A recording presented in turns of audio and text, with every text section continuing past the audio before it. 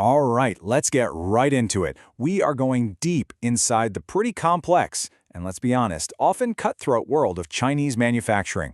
Our guide, the incredible book Poorly Made in China.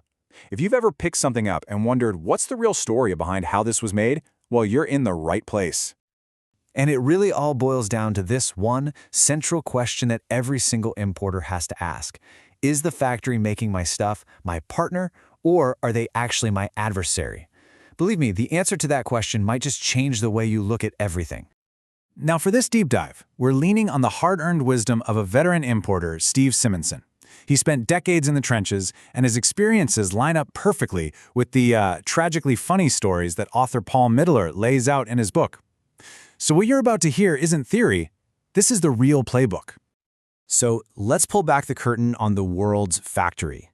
Behind that massive economic miracle, there's a very distinct business culture, and it's got its own set of unwritten rules.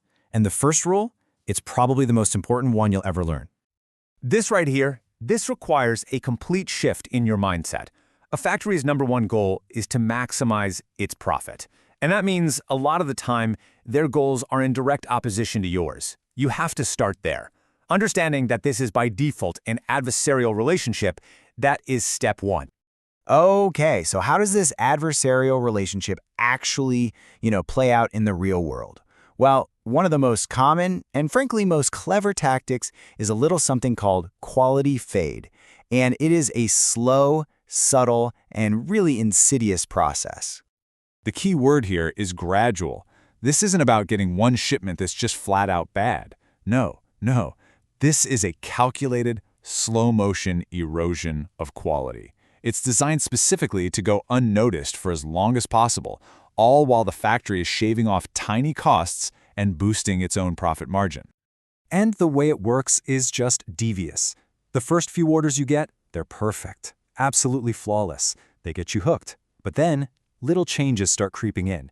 Something's a little different. You can't quite put your finger on it at first, but by the time you get to your 6th or 7th order, you look at it and realize you're getting a completely different and much worse product. Here's a perfect real-world example from the book. An importer was making shampoo. First, the factory started making the plastic of the bottle just a little bit thinner, then a little thinner again. Then they started tweaking the chemical formula of the shampoo itself. Each one of those tiny changes is almost impossible to notice on its own, but they add up to a huge drop in quality and a big win for the factory's bottom line. But it's not just about the quality going down. The other side of that coin is an equally relentless pressure. Your price is always going up. Once a factory feels like they've got you locked in and dependent on them, the whole dynamic changes. You'll hear a dozen reasons for a price hike, and they all sound pretty legitimate, right? Labor costs are up, new regulations, raw material costs. But have you ever stopped to wonder why that's a one-way street? You will never get a call when the currency shifts in your favor or when their material costs drop. Funny how that works. And this really just says it all, doesn't it?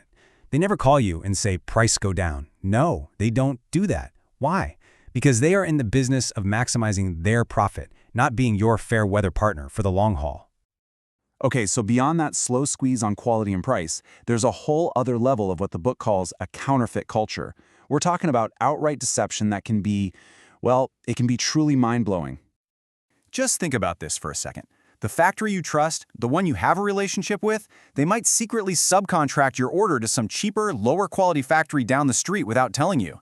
In joint ventures, local partners have been known to just siphon off all the profits.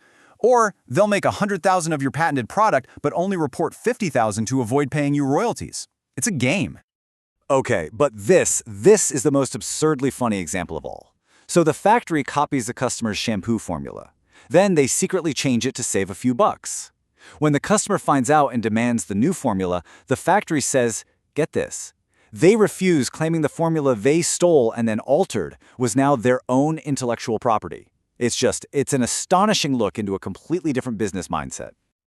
All right, I know after hearing all that, you might be feeling a little discouraged. But don't be, seriously. The point of all this isn't to scare you away from manufacturing. It's to arm you with knowledge. So what can you actually do about all this? And look, it's so important to get this point straight. This is not a critique of a country or its people. As Stephen Simonson says, he loves China. This is a factual, unbiased look at a business culture that has developed over decades of being the world's factory. Understanding that culture is the key to navigating it. You're going to hear this word a lot, guanxi. It's all about the importance of personal relationships. And it is important, but you have to be so aware that this very principle can be used as a tactic. A factory owner might treat you like family, build this deep well of trust, only to leverage that trust against you later for a bigger advantage.